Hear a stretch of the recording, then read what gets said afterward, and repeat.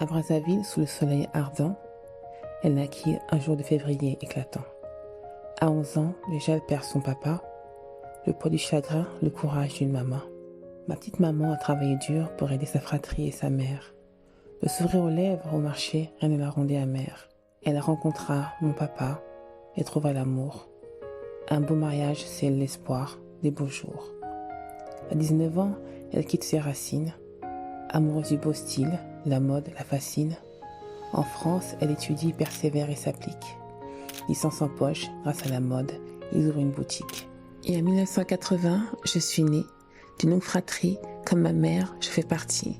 Son regard, toujours tourné vers les autres, cherche à bâtir des ponts, à unir les nôtres. Et dans sa tête, une voix s'élève. Les familles ont besoin d'écoute, de trêve. Alors avec Sarah, une idée jaillit. 1988, un souffle, un abri. En 1994, l'œuvre s'officialise. Une mission prend forme, se concrétise. Médiation sociale, culturelle, humaine. Parentalité, santé, nutrition sereine. Elle tisse des liens, elle apaise les peurs. Elle éclaire les routes, elle sème des fleurs. Des rivages de France au fleuve du Congo. Son histoire résonne. Marie-Clémentine Bendo. Avec Madame Bendo, avec MCB, c'était beaucoup de joie. Elle aimait beaucoup danser la salsa. C'était beaucoup de patience avec nous parce qu'on était beaucoup. Elle avait le travail plus nous. Papa était là aussi, hein, heureusement. Et beaucoup d'encouragement de sa part pour qu'on pousse à l'école. Beaucoup très coquette. Elle était aussi styliste, donc toujours apprêtée. Mais non, c'était franchement quelqu'un de très dynamique à la maison. Elle savait allier sa vie de femme, sa vie de mère. Et c'était quelqu'un de très inspirant par rapport à ça. Donc on se dit, c'est possible d'avoir une vie professionnelle, être une maman de 5 enfants et plus encore, parce qu'elle était la maman de beaucoup d'autres gens, maman de cœur aussi. Et très inspirante parce que c'était quelqu'un qui, même dès tout petit, hein, si tu veux faire quelque chose, bats-toi pour le faire. Tu te trompes, tu recommences. T'as pas compris, on t'explique. Et je remercie aussi toute l'équipe des femmes médiatrices qui se bat au quotidien pour pouvoir vraiment accompagner toutes ces familles. Merci beaucoup, merci à toutes les associations qui sont là. Et je remercie aussi toutes les femmes qui ont souhaité les partenaires. J'ai connu Marie-Clémentine dans le quartier des Courtilières. En sortant de chez moi, j'avais 3 enfants. En 84, et là, elle commence à discuter avec moi. Et je vis que cette dame était élégante, avec son chapeau toujours, maquillage, et bien habillée. Et elle commence à me parler. Elle me disait, oui, il y a des femmes qui ont besoin de nous dans le quartier. Est-ce que tu es prête de venir m'aider? Je suis toute seule et j'ai quelqu'un qui parle avec moi en arabe pour traduire quelques femmes qui ont des difficultés dans le quartier. Et surtout dans les écoles, aux Courtilières. Le travail, c'est ça. La médiation, c'est quand même lourd. Hein. Si on n'aime pas, c'est pas la peine. Hein. Parce que des fois, on est dans des situations difficiles. Il faut essayer de gérer quand même, mais il faut avoir le cœur pour ça. Alors, comment j'ai connu Marie-Clémentine? En fait, une fois, c'était au square d'Hydro. À l'époque, c'était dans la maison de quartier d'Hydro. Et j'étais avec ma grande fille et mon fils dans la poussette. Et du coup, j'étais toute seule et tout, enfin, j'étais pas bien. Et du coup, elle est venue me voir. C'était ma première rencontre avec Marie-Clémentine. Elle est venue me voir, elle m'a dit qu'est-ce que vous avez madame, elle m'a posé la question parce qu'elle m'a vu que j'étais pas bien. Et du coup elle m'a dit ça tombe bien, moi j'ai une association, je suis juste à côté, maison de quartier d'Hydro, tu peux venir et tout. C'était ça ma première rencontre avec Marie-Clémentine.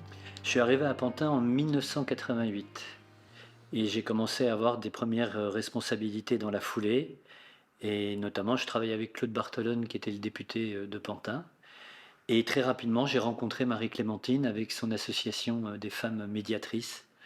Parce que pratiquement tous les ans, elle venait nous voir. Elle était inquiète pour les financements dans le cadre de la politique de la ville et de la vie associative pour que les femmes médiatrices puissent continuer de vivre, de se développer et d'avoir une action sur le quartier des Courtilières, mais au-delà, sur toute la ville. Alors, en fait, c'était donc il y a pas mal de temps, ce bâtiment n'existait pas encore. En 93, il y avait un autre petit bâtiment qui servait de maison de quartier aussi, dans lequel il y avait une salle polyvalente, un bureau pour l'élu et un bureau pour les associations. Il y avait juste ça. Et donc Marie-Clémentine, enfin toutes les associations du quartier partageaient des horaires sur cet unique bureau. Et donc l'association de Marie-Clémentine, on était tout le temps à devoir partager ce bureau et très rapidement on s'est dit c'est pas la peine de regarder les horaires, si on se gêne pas, on travaille ensemble et on reste ensemble. Et on avait besoin de créer des costumes qui étaient assez conséquents et Marie-Clémentine se trouve qu'elle est styliste. Et c'est elle qui a créé les costumes du spectacle. Ce qui était très impressionnant, c'est qu'on la connaissait comme une femme relais, et tout d'un coup, on la découvre comme quelqu'un qui fait des costumes. Mais au début, moi, c'était un peu dans l'esprit de dire, c'est bien, on bosse entre associations du quartier. Et puis tout d'un coup, je m'aperçois que Marie-Clémentine, elle est vraiment styliste, qu'elle dessine les costumes, mais hyper vite, hyper bien, qu'elle a vraiment tous les talents d'une créatrice de costumes. Elle était toujours là pour nos spectacles. Dès qu'on avait une représentation, elle était là avec papa. Elle était très présente.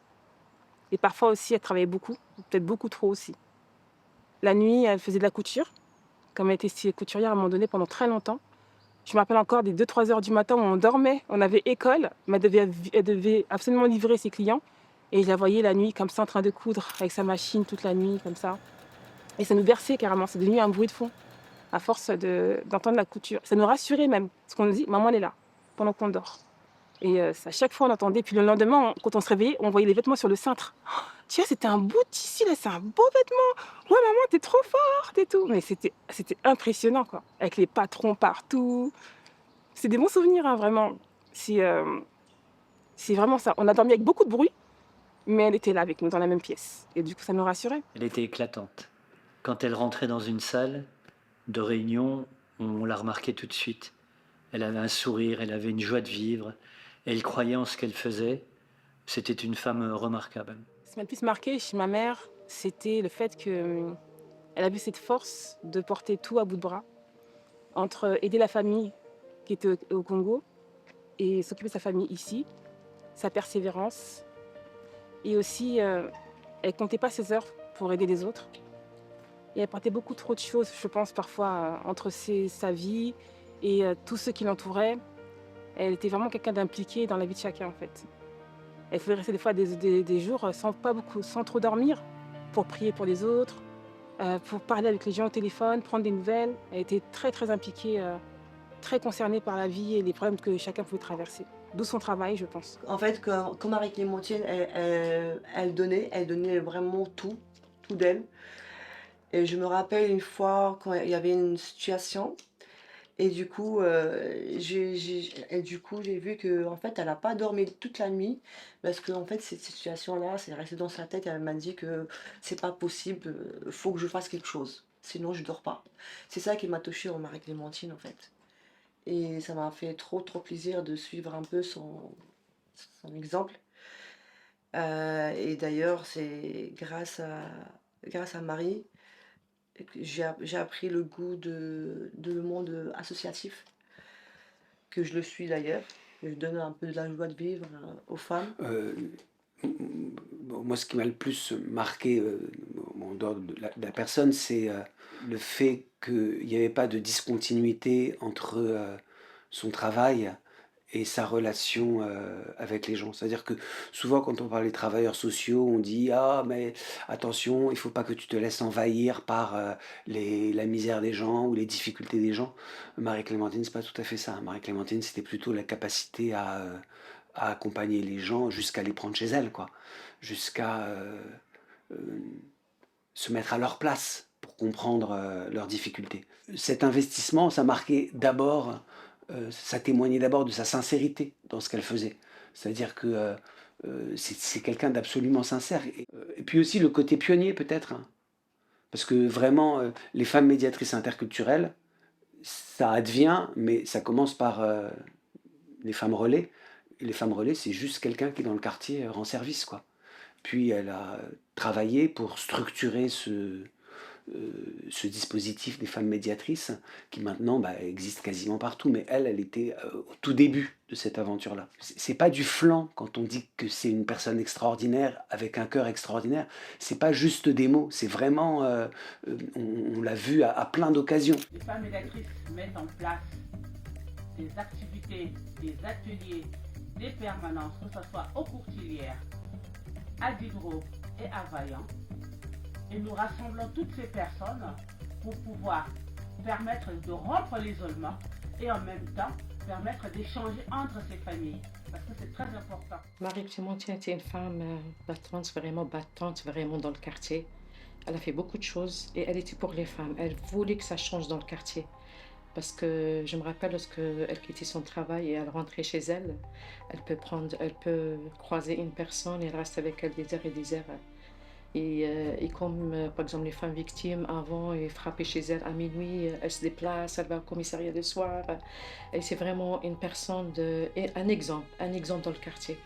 Elle était gentille, elle rendait service à tout le monde, elle voulait que les femmes réussissent, elle voulait que les femmes participent, surtout à l'école, pour qu'ils surveillent leurs enfants.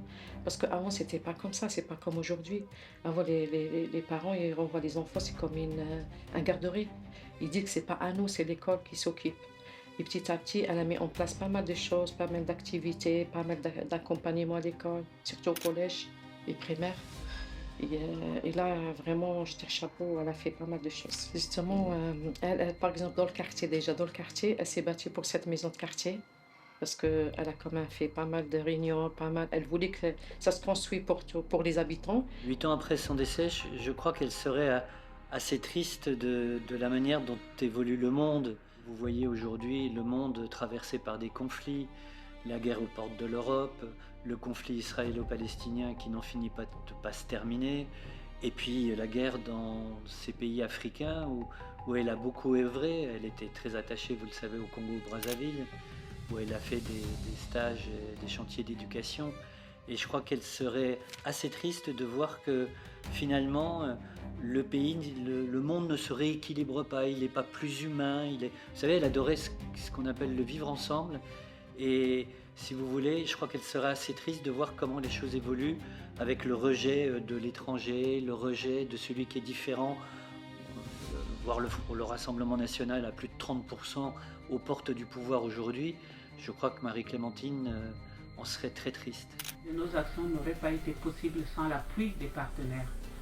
Et toute l'équipe des femmes médiatrices les remercie vivement. 8 ans plus tard, de par son combat, vraiment une véritable et sincère cohésion.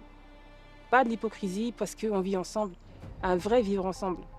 Le véritable qu'on aurait voulu, c'est ce qu'elle aurait voulu depuis longtemps, c'est ce qu'elle a toujours voulu d'ailleurs. Et je ne sais pas comment elle verrait le monde d'aujourd'hui, je pense qu'elle sera un petit peu choquée. On ne va pas rentrer dans les détails, mais je pense qu'elle serait en train de se battre par rapport à ça aussi. Elle ferait de la médiation, à mon avis, elle ferait des événements pour justement qu'il y ait des échanges, des tables rondes, des vraies conversations pour casser ce cycle qui ne nous lâche pas. Et puis elle se dirait aussi tout ça pour ça. Parce que finalement, il y a des choses qui ont évolué, mais d'autres choses qui n'ont pas évolué du tout. Mais elle aurait voulu que ce monde soit beaucoup plus dans la cohésion, dans la tolérance et dans l'envie d'apprendre qui est l'autre. Pas s'arrêter à des préjugés, à des on-dit, mais aller vraiment vers les gens et apprendre à les connaître. Parce que chacun est différent. Et c'est ce qu'elle aurait voulu. Et malheureusement, on est trop dans... Puis avec les réseaux sociaux, elle aurait dit « Oh, c'est quoi tous ces réseaux-là » Je pense qu'elle aurait dit... Ça aurait été encore pire. Elle aurait dit « Mais là, c'est encore pire. Là, avec les réseaux, c'est encore pire. » Mais ouais, c'est vraiment la cohésion. C'était son mot, hein, cohésion. Et vrai vivre ensemble, un vrai.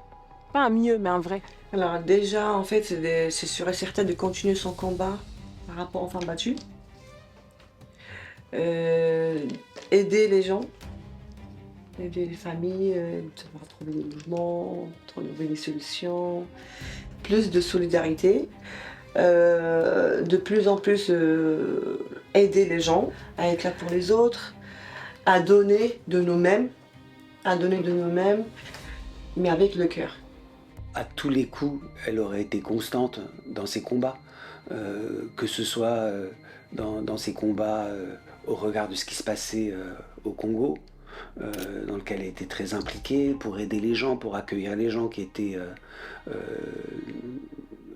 voilà, en difficulté, qui étaient réfugiés, ou que ce soit dans ses combats sur le quartier.